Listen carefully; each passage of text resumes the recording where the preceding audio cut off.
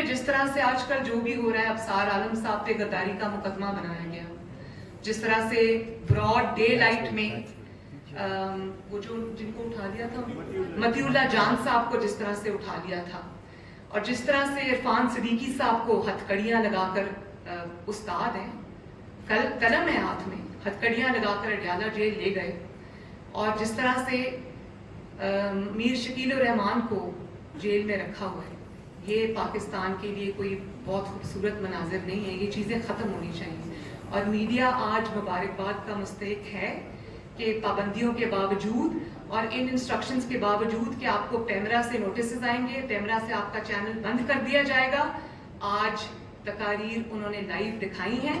تو یہ جو زنجیریں آپ کو پہنائی جا رہی ہیں، یہ توڑنے سے ٹوٹیں گی، اپنے آپ نہیں ٹوٹیں گی. زنجیروں کی عزت نہیں کی جانی چاہیے، ان کو توڑنا چاہیے. تو میڈیا آج اس بات میں مبارکباد کا مستحق ہے. اب آپ لاکھ اپنے زخم چاٹیں یا آپ لاکھ کھسیانی بلی جو کھمبا نوچے. اب عمران خان صاحب کی طرف سے بیانات آ رہے ہیں کہ میں نے کہا تھا دکھا دو. اب آپ جو مرضی کریں. آپ کے جو انسٹرکشنز تھے پیمرا کو، وہ ہم سب نے دیکھے بھی سنے بھی. عوام کی ڈیمانڈ ہے، پاکستان بدل رہا ہے. اور اگر کوئی یہ نہیں کسی کو سمجھ آ رہی کہ پاکستان بدل رہا ہے، اب ساجد گوندل صاحب جو SECP کے ہیں، ان کو اٹھا کے غائب کر دیا، اور 2 دن بعد جب وہ اپنے گھر آئے تو ان کو کہا گیا کہ آپ یہ کہیں کہ میں شمالی علاقہ جات کی سیر کرنے گیا تھا، شمالی علاقہ جات کی سیر کے لیے گیا تھا اور میرا فون بند تھا. اگر آپ یہ سمجھتے ہیں کہ لوگوں کو اب یہ چیزیں سمجھ نہیں آ رہی، تو آپ کبوتر کی طرح آنکھیں تو بند کر سکتے ہیں، لیکن یہ پاکستان کا مستقبل نہیں ہے. تو بلاول، آپ، میں، نئی نسل کے نمائندے ہونے کے ناطے ہمیں آج یہ عہد کرنا پڑے گا کہ ہم یہ والا پاکستان اپنی بہنوں، بیٹیوں، بچوں کے لیے چھوڑ کے نہیں جائیں گے. اور یہ جو بات کہی جاتی ہے کہ آج میں یہ سن رہی ہوں کہ اداروں کے خلاف بات ہو گئی. عمران خان کو میاں صاحب نے بالکل صحیح کہا کہ عمران خان ہمارا مسئلہ نہیں ہے. اس کی وجہ یہ ہے کہ عمران خان اگر اپنے بیساکھیاں چھوڑ کے سامنے آئے، اکیلا آئے، تو اس اپوزیشن کے سامنے، ووٹ کو عزت دو کے سامنے وہ ایک دن بھی نہیں ٹھہر سکتا.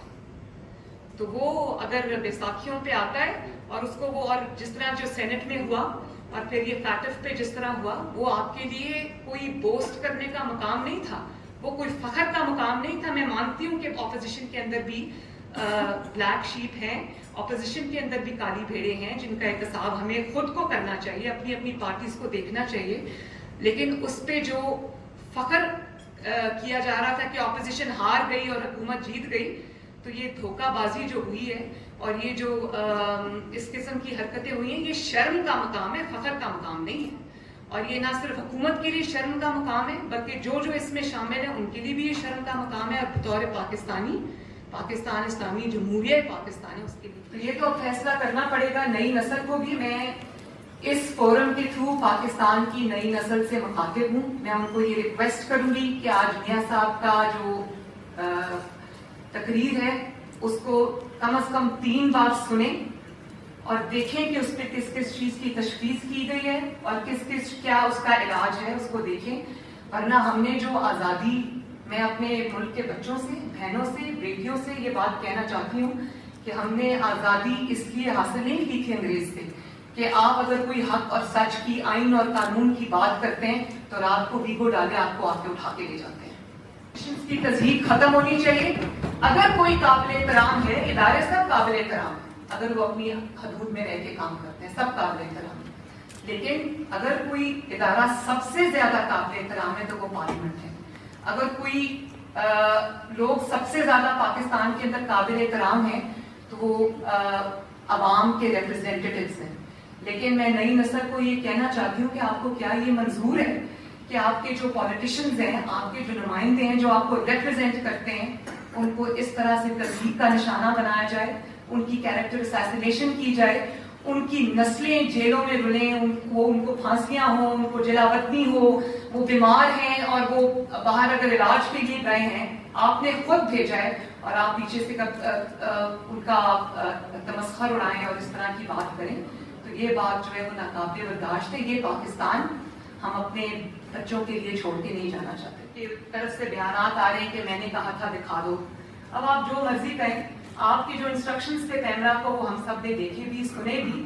عوام کی ڈیمانڈ ہے, پاکستان بدل رہا ہے, اور اگر کوئی یہ نہیں سمجھ, کسی کو سمجھ آ رہی کہ پاکستان بدل رہا ہے, اب ساجد گوندل صاحب جو SCCP کے ہیں ان کو اٹھا کے غائب کر دیا, اور 2 دن بعد جب وہ اپنے گھر آئے تو ان کو کہا گیا کہ آپ یہ کہیں کہ میں شمالی علاقہ جات کی سیر کرنے گیا تھا, شمالی علاقہ جات کی سیر کے لیے گیا تھا اور میرا فون بند تھا.